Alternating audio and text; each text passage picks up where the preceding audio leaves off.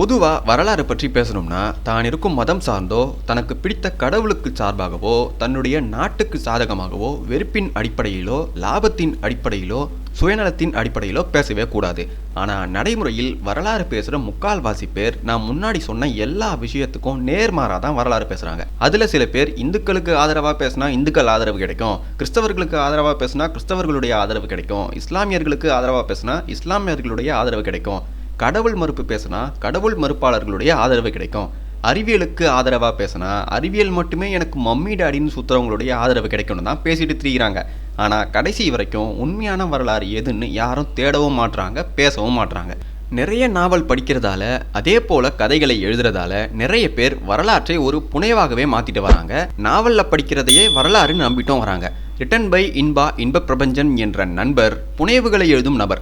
அவர் ஆதித்த கரிகாலனை வச்சு 2-3 புத்தகத்தை எழுதியிருக்காரு. நல்ல விஷயம் தான், அதில் நமக்கு எந்த பிரச்சனையும் கிடையாது. அவர் எழுதுகிற புத்தகம் மூலமாக இந்த மாதிரி மன்னர்கள் இருக்காங்கன்னு தெரியாதவங்களாவது தெரிஞ்சுப்பாங்க, அது நல்ல விஷயம் தான். ஆனால் சமீபத்தில் ஒரு போஸ்ட் ஒன்று போட்டிருந்தார் இன்ஸ்டாகிராமில். அந்த போஸ்ட்டில் அவர் குறிப்பிட்ட நிகழ்வு உண்மையா பொய்யான்னு தான் இந்த வீடியோவில் நாம் பார்க்க போகிறோம். வணக்கம் மக்களே, நான் உங்கள் தமிழ் வேங்கை.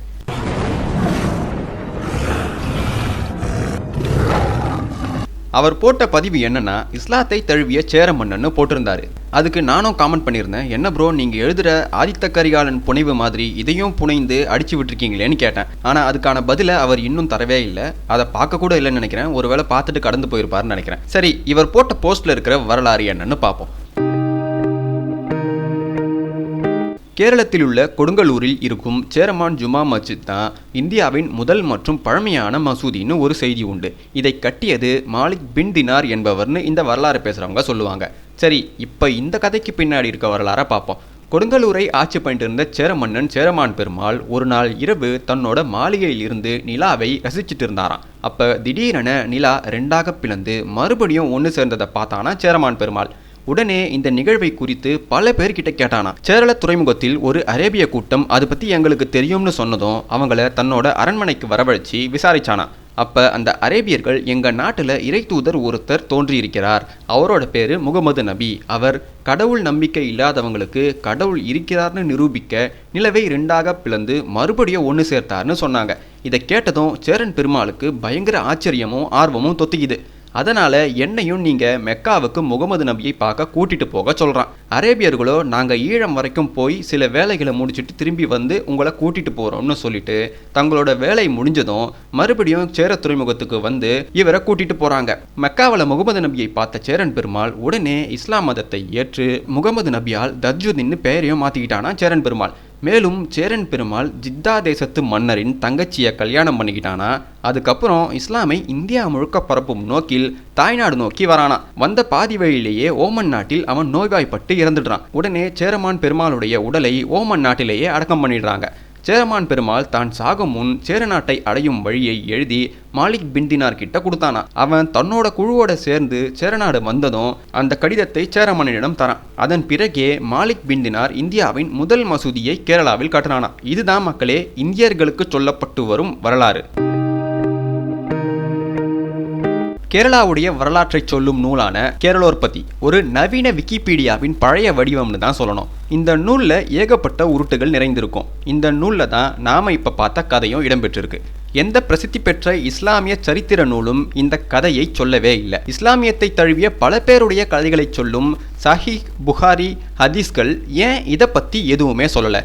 ஏன் இதை வரலாற்று ஆதாரமாக கூட அந்த நூல்கள் ஏற்றுக்கலை? எந்த ஷியா சன்னி நூலும் இது பற்றி எந்த குறிப்பும் உள்ளடக்கி இருக்கவே இல்லை. இன்னும் சொல்லப்போனால் கொடுங்கலூர் மன்னன் சேரன் பெருமாள் முகமது நபியை பார்த்ததாக முதலில் பதிவு செய்யப்பட்டது கிபி 1510ஆம் ஆண்டு துவார்டே பார்போசா என்ற போர்ச்சுகீசிய எழுத்தாளரால் தான்.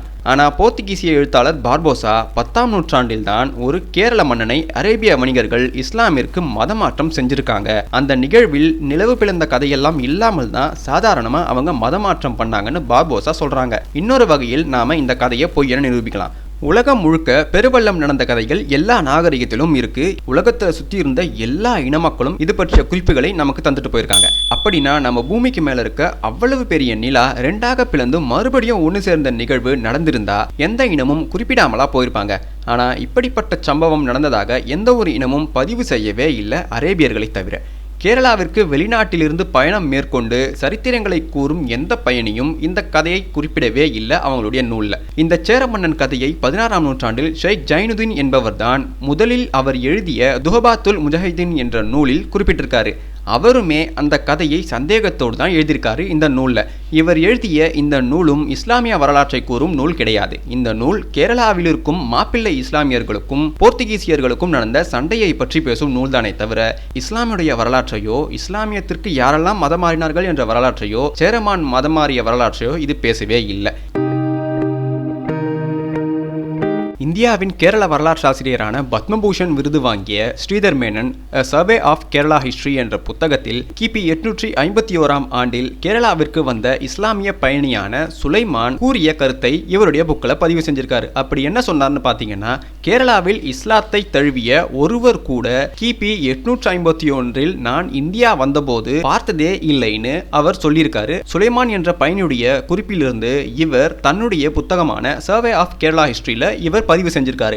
அப்படின்னா இஸ்லாம் தமிழ்நாட்டிற்குள், அதாவது சேரநாட்டிற்குள் அங்கீகரிக்கப்பட்ட மதமாக 10ஆம் நூற்றாண்டில் தான் அடியெடுத்து வச்சிருக்கு. ஆனா இந்தியாவுடைய செகுலரிஸ்ட் தற்குறிகள் பொய்யான வரலாற்றை உருட்டி வச்சிருக்காங்க. அதனால இன்ப பிரபஞ்சன் போன்ற புதினம் எழுதும் நண்பர்களும் இது உண்மையான வரலாறுன்னு நம்பிட்டு இருக்காங்க. வரலாற்றை ஆராய்ச்சி பண்ணாமலேயே இப்படிப்பட்ட கருத்தை இவங்க பதிவு செய்யறாங்க. இது மூலமா இவங்களை பின்தொடர்றவங்க எல்லாருமே இதை உண்மைன்னு நம்பிடுறாங்க. ஸ்ரீதர் மேனன் மேலும் சேரன் பெருமாள் என்ற அரசனே இல்லைன்னு சொல்றாரு. அவர் சொல்றது அப்பட்டமான உண்மை. சேரன் பெருமாள் என்ற நாயனார் ஒருத்தர் இருந்தாரே தவிர சேரமான் பெருமாள் என்ற அரசன் இருந்ததே கிடையாது. சிவபக்தரான இந்த நாயனார் சிவலோக பதவி அடைந்தது கிபி 825ஆம் ஆண்டு. அதாவது முகமது நபி இறந்து 200 ஆண்டுகள் கழித்து தான் சேரமான் பெருமாள் இறந்து போறாரு. கால முரண்பாட்டை நீங்களே பாருங்க மக்களே. இன்னொரு நிகழ்வின் மூலமா இந்தியாவில் சொல்லப்பட்டு வரும் இந்த கதை பொய் என நாம நிரூபிக்கலாம். முகமது நபி வாழ்ந்ததாக சொல்லப்படும் காலத்திலும் அவர் வாழ்ந்ததாக சொல்லப்படும் இடத்திலும் கூட மசூதிகள் இருந்ததே கிடையாது. ஆரம்ப காலத்தில் கியூபா மசூதி தான் சவுதி அரேபியால கிபி 622ஆம் ஆண்டு முதலில் கட்டப்பட்டதாக சொல்லப்படும் மசூதி. இஸ்லாம் ஆரம்ப காலத்தில் பரவிய நாடுகளில் கூட முகமது நபி இறந்த பிறகுதான் பல வருஷம் கழிச்சு மசூதியவே கட்டுறாங்க. ஈராக்ல கிபி 630ஆம் ஆண்டு, சிரியால கிபி 715ஆம் ஆண்டு, எகிப்தில் கிபி 642ஆம் ஆண்டு, துனிசியால கிபி 670ஆம் ஆண்டு வாக்கில் மசூதிகள் கட்டப்படுது. இப்படி இஸ்லாம் ஆரம்பத்தில் பரவிய நாடுகளிலேயே முகமது நபி செத்து பல 10 வருஷம் கழிச்சு தான் மசூதிகள் கட்டுறாங்க. ஆனா இஸ்லாமிய மதமே பரவாத இந்தியால கிபி 629ஆம் ஆண்டிலேயே மசூதி கட்டிட்டாங்கன்னு சொல்றது மிகப்பெரிய வரலாற்று பொய். சாதாரணமான அறிவு இருக்கவங்களுக்கு கூட புரியும். ஒரு மதம் எங்க உருவாகுதோ அதோட ஆரம்பம் எங்கிருக்கோ அங்கதான் அந்த மதத்திற்கு தேவையான எல்லாமே தோன்றும், எல்லாமும் உருவாக்கப்படும், எல்லாமும் வளர்த்தெடுக்கப்படும். அதை விட்டுட்டு சம்பந்தமே இல்லாத வேறொரு நாட்டில் அந்த மதம் சம்பந்தமான ஒரு விஷயம் உண்டாச்சுன்னு சொன்னா அது மிகப்பெரிய முட்டாள்தான். கேரளால இருக்க இந்த சேரன் ஜுமா மஸ்ஜிதை கட்டியது யாருன்னு கேட்டா மாலிக் பின் தினார்னு சொல்றாங்க. ஆனா மெடிவல் இஸ்லாமிக் ரெக்கார்ட்ஸ் படி முகமது நபிகள் செத்து பல 10 ஆண்டுகள் கழித்து தான் மாலிக் பின் தினார் என்பவர் பிறக்கிறாரு.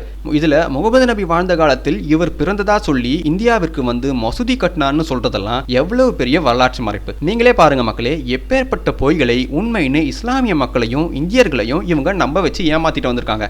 ஒரு மதம் சார்ந்த கருத்தை யாராவது சொன்னா அது நல்லதா இருந்தா ஆதரவும், கெட்டதா இருந்தா எதிர்ப்பும் தரது எல்லா மதத்தினருடைய இயல்பு தான். அதுக்காக ஒரு மதத்தினருக்கு ஆதரவா இருக்கணும்னு வரலாற்றையே மாற்றி எழுதுவதோ பேசுவதோ வரலாற்று ஆய்வாளர்களின் வேலை கிடையவே கிடையாது. எந்த மதமா இருந்தாலும் எந்த இனமா இருந்தாலும் வரலாற்றுக்கு உண்மையா இருந்து மெய்யான வரலாற்றை வெளிப்படுத்துபவனே உண்மையான வரலாற்று ஆய்வாளன். இன்ப பிரபஞ்ச நண்பரே, தயவு செய்து வரலாற்றாசிரியர்கள் சொல்லிட்டாங்க அது உண்மையா தான் இருக்கும்னு கண்மூடித்தனமா நீங்களும் நம்பி உங்களை ஃபாலோ பண்றவங்களையும் போலியான வரலாற்றுக்குள்ள தயவு செய்து சிக்க வைக்காதீங்க. முதல்ல நீங்க சொல்ல போற விஷயத்தில் எது உண்மை எது பொய்ன்னு ஆராய்ச்சி பண்ணிட்டு அப்புறம் நீங்க சொல்லுங்க. இந்த வீடியோவை உங்க ஃபாலோவர்ஸ்க்கு நீங்க டேக் பண்ணணும்னு நான் கேட்டுக்கிறேன். டேக் பண்ணாம என்ன பிளாக் பண்ணா நஷ்டம் எனக்கு இல்லை, உங்களுக்கும் உங்க ஃபாலோவர்ஸ்க்கும் தான். ஏமாற்றமும் நயவஞ்சகமும் புழங்கும் காலத்தில் அதை எதிர்த்து உண்மையை சொல்வதே புரட்சிகரமான செயல்னு ஜார்ஜ் ஆர்வெல் சொல்லியிருக்காரு. அதை மனசுல வச்சுட்டு தான் நான் இந்த வீடியோவை போட்டிருக்கேன். வரலாற்று ரீதியா கிறிஸ்தவத்தை பத்தியும் வீடியோ போட்டிருக்கேன், ஆரியத்தை பத்தியும் வீடியோ போட்டிருக்கேன். அதே மாதிரி தான் இதுவும் வரலாற்று ரீதியான இஸ்லாமிய பதிவு. இதை நீங்க மத ரீதியான பதிவுன்னு எடுத்துக்கிட்டீங்கன்னா இது உங்களுடைய அறியாமையை தவிர என்னுடைய திமிர் கிடையாது. நன்றி.